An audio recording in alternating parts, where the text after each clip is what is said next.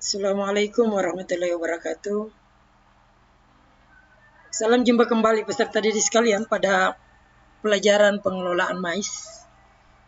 Pada pembahasan kali ini kita akan berdiskusi mengenai sumber daya manusia dan organisasi industri mais. Ini merupakan kompetensi dasar ketiga dari mata pelajaran pengelolaan mais kita. Jadi setelah Anda pada kompetensi pertama memahami industri mais, kemudian yang pada kompetensi dasar yang kedua kita berdiskusi mengenai informasi teknologi pada industri mais. Saat ini kita akan melihat hal yang berikutnya, yaitu mengenai sumber daya manusia dan organisasi industri mais. Saya ingin mengingatkan kembali Anda semua bahwa mais yang merupakan industri yang berhubungan dengan meetings, incentives, convention atau conferences. Ya, ada dua ini, ada yang nulis convention, ada yang nulis conferences, dan exhibitions. Itu tentunya perlu didukung oleh ketersediaan sumber daya manusia atau orang-orang yang mengelola kegiatan tersebut. Pada pembahasan kali ini kita akan berdiskusi 5 hal. Yang pertama adalah mengalokasikan pekerjaan, mengidentifikasi kebutuhan rekrutmen, melakukan kegiatan rekrutmen yang sesuai kegiatan, melakukan seleksi staf, dan yang terakhir adalah mengorganisasikan program induksi dan orientasi.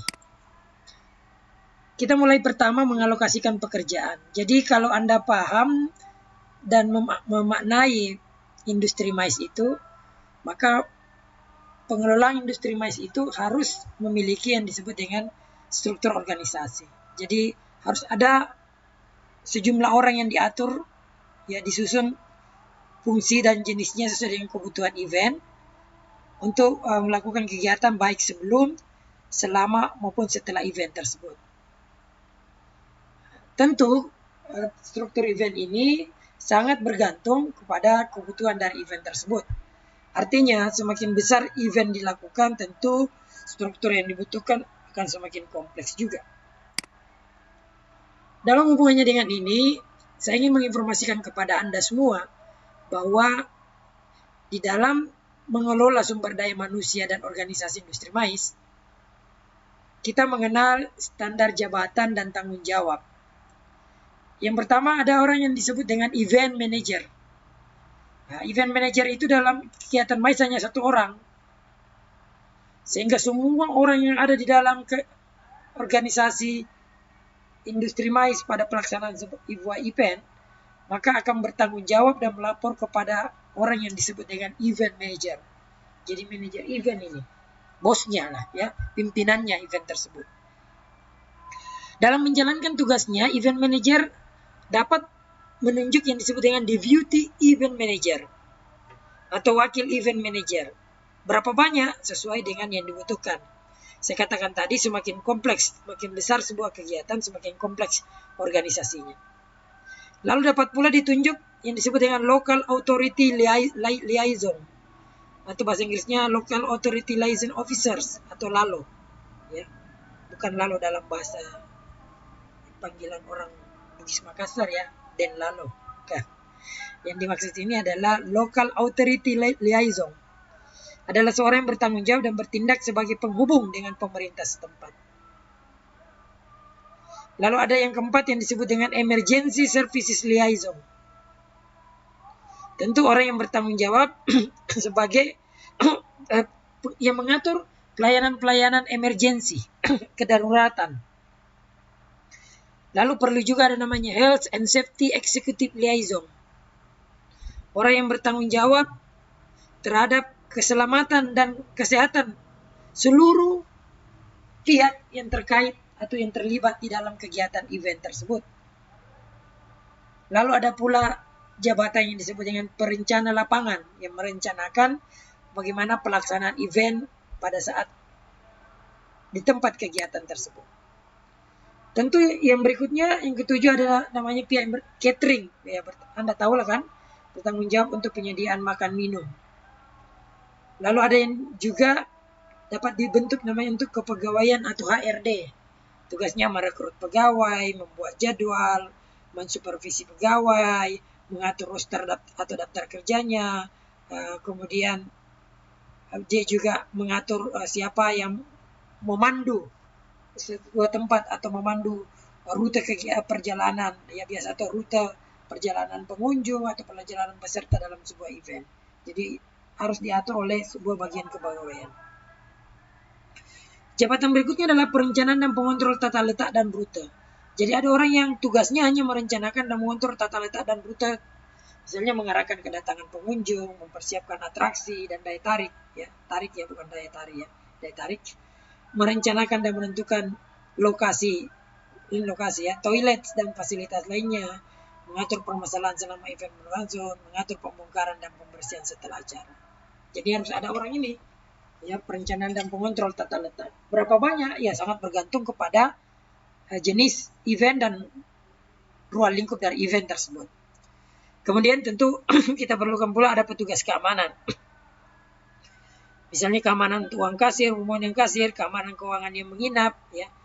Petugas-petugas keamanan yang berkaitan dengan kegiatan kita. Kemudian reservasi akomodasi, ada petugas yang bertugas melakukan reservasi terhadap tenda, hotel, furniture, ya. Kemudian kalau kita pakai hotel, dia cek and recheck kamar, ya. Ada juga petugas yang bertugas untuk services, pelayanan-pelayanan, misalnya mengontrol kelistrikan. Kalau kita harus pakai generator, harus berhubungan dengan PLN, mengatur mengenai pengadaan air jika event tersebut memerlukan air dalam jumlah yang banyak. Ada juga petugas yang berhubungan dengan advertising, iklan, ya. Jadi dia yang mengiklankan kegiatan. Ada juga petugas yang berhubungan dengan penjualan tiket, ya, tiket purchase, printing, penjualan sebelum event atau disebut early bid, ya, penjualan tiket di tempat, ya. Kemudian ada juga yang mengatur sains atau rambu-rambu, ya, mencetak rambu-rambu, mengadakan rambu-rambu, mendistribusi, memasang, mencabut dan menyimpan, ya. Orang ini yang bertanggung jawab. Kemudian ada kasir, ya.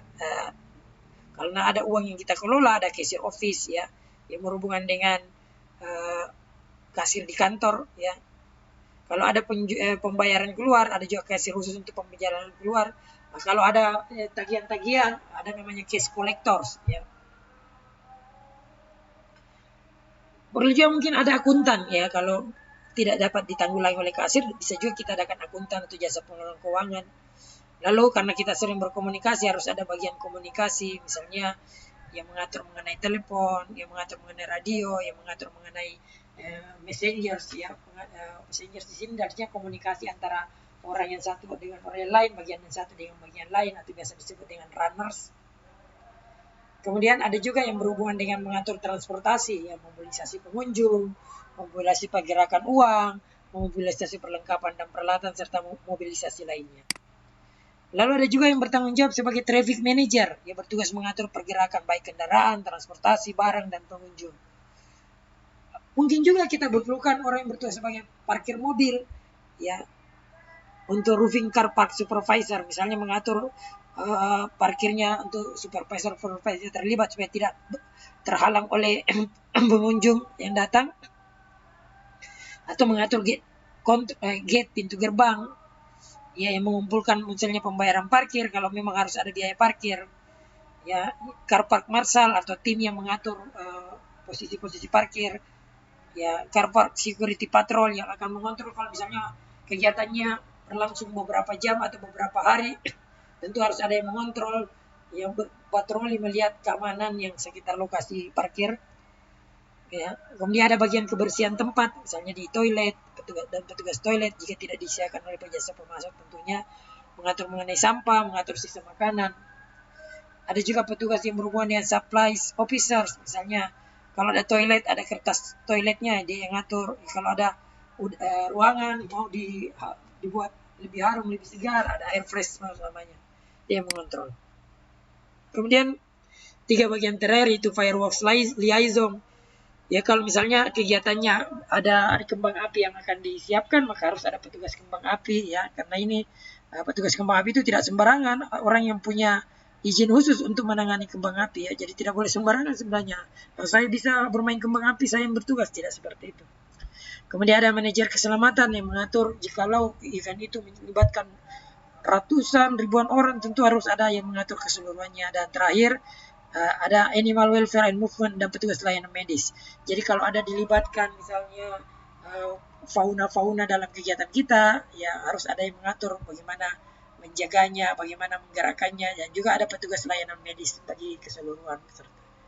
Jadi ini yang disebut dengan pengaturan orang-orang yang terlibat dalam event. Itu ada mulai dari event manager, deputy event manager, ya, dan seterusnya. Anda bisa baca nanti ini. Yang kedua adalah mengidentifikasi kebutuhan rekrutmen. Ya, kebutuhan rekrutmen itu adalah kebutuhan dari sumber daya manusia untuk kegiatan identifikasi spesies pekerjaan yang meliputi pengetahuan, keterampilan, dan pengalaman yang dibutuhkan sesuai dengan jenis pekerjaan. Jadi ketika kita mau merekrut sumber daya manusia tadi, kita identifikasi dulu. Apa yang diidentifikasi? Ya, pengetahuan, keterampilan, dan pengalamannya. Ya. Karena setiap bagian tentu memerlukan orang yang punya latar belakang pendidikan tertentu. Tadi event manager, marshal, ya, bagian layanan medis itu tidak sembarang orang. Ya, atau mungkin perlu ada orang yang punya pelatihan-pelatihan tertentu, atau orang yang punya pengalaman tertentu baru bisa kita rekrut. Dan sekarang lebih dikenal dengan orang yang memiliki sertifikat kompetensi tertentu. Jadi pengelola MICE itu tentu tidak sembarangan, ya, harus dipertanggungjawabkan. Ya, Anda juga harus paham bahwa setiap event yang dilakukan itu ada dampaknya dan ada kompensasi terhadap berbagai hal. Kompensasi hukum, ya, konsekuensi. Maksud saya konsekuensi hukum, konsekuensi lingkungan, konsekuensi hubungan antar manusia, dan lain sebagainya. Sehingga orang yang terlibat itu harus orang yang berpendidikan, orang yang mengikuti pelatihan, orang yang punya pengalaman, dan tentu memiliki sertifikat kompetensi. Kemudian pada saat kegiatan rekrutmen dilakukan, ada banyak cara, ya. Kan tidak mudah mendapatkan orang, ya. Tentu kita harus atur materi pengumuman dulu, kita buat iklannya lah. Lalu ada proses wawancaranya untuk mendapatkan orang-orang yang tadi itu sesuai dengan pendidikan, pelatihan, pengalaman, dan sertifikat kompetensinya. Ya, tentu setelah kita buat pengumuman atau iklannya, kita tampilkan dengan berbagai alternatif media. Sekarang kan banyak sekali alternatif media. Contohnya misalnya bisa saja dengan iklan langsung di internet kah, atau di koran, atau di majalah. Atau boleh juga kita menggunakan pihak ketiga, yaitu agen perekrutan dan konsultan. Atau boleh juga melalui teman karyawan yang ada dan kontak bisnis. Misalnya cari temannya sendiri, cari karyawan yang satu, cari karyawan lainnya. Atau boleh juga kita datangi pusat-pusat pelatihan, misalnya perguruan tinggi atau SMK, kita datangi untuk merekrut langsung dari mereka. Kemudian bagaimana kalau sudah diiklankan, ya, kita lakukan seleksi staf. Seleksinya tentu ada metode yang harus kita lakukan. Misalnya ada seleksi administrasi, mereka masukkan berkas-berkas, kita periksa berkasnya. Lalu mungkin ada tes tertulis, ada tes wawancara, ada tes psikologi, ada juga tes kesehatan. Jadi pada saat melakukan seleksi staf itu tersusun dengan baik. Ya, ada seleksi administrasinya, ada tesnya. Tesnya bisa dipilih lah, apakah harus tertulis, apakah cukup wawancara, apakah dengan tes psikologi, atau juga ada tes kesehatan, tergantung pada spesifikasi dari pekerjaan yang dibutuhkan. Dan yang terakhir adalah bagaimana mengorganisasikan program induksi dan orientasi. Setelah kita melakukan seleksi, kita mendapatkan orang-orang yang akan dipekerjakan di suatu tempat.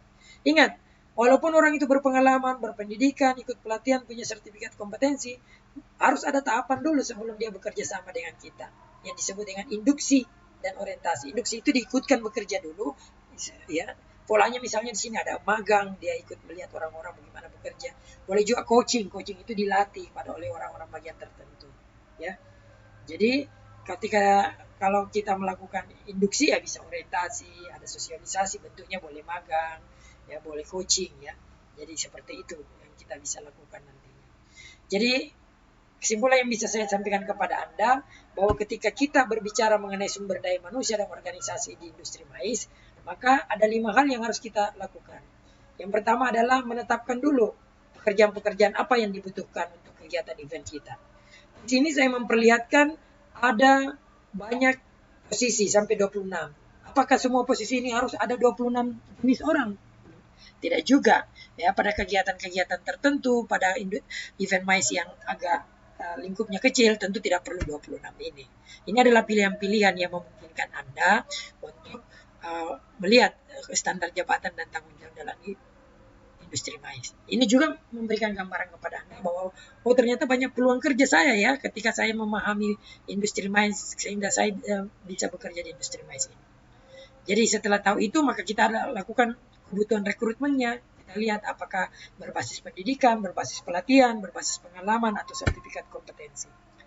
Lalu kita lakukan rekrutmen dengan cara-cara tadi, iklan, agen, atau teman karyawan, atau teman-teman sendiri, atau keluarga sendiri, atau merekrut langsung dari tempat pelatihan. Kemudian dilakukanlah seleksi stafnya, bisa seleksi administratif, tes tertulis, wawancara, psikologi, atau tes kesehatan.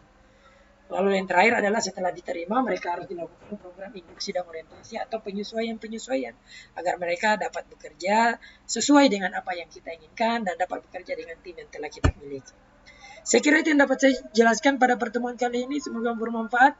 Ya, saya silakan Anda mengulang-ulang informasi ini yang saya sajikan melalui video informasi dan juga PDF filenya akan saya masukkan juga di Google Classroom. Baik, jika ada pertanyaan-pertanyaan silakan Anda bertanya di grup WA kita ataupun bisa bertanya di Google Classroom. Semoga bermanfaat informasi mengenai sumber daya manusia dan organisasi industri mais ya. Silakan Anda mengembangkan informasi-informasinya dari sumber-sumber lain untuk mengembangkan kemampuan dan wawasan Anda mengenai sumber daya manusia dan organisasi industri mais ini. Ya. Selalu tetap menjaga protokol kesehatan, mengikuti protokol kesehatan, menjaga kesehatan Anda, menjaga jarak, menggunakan masker ya, dan jangan berkumpul lebih dari 2 orang atau lebih dari 3 orang dengan jarak yang tidak diatur ya. Menjagalah kesehatan Anda, semoga kita bisa segera bertemu dalam pembelajaran tatap muka. Demikian, terima kasih. Assalamualaikum warahmatullahi wabarakatuh. Salam pariwisata, salam sehat.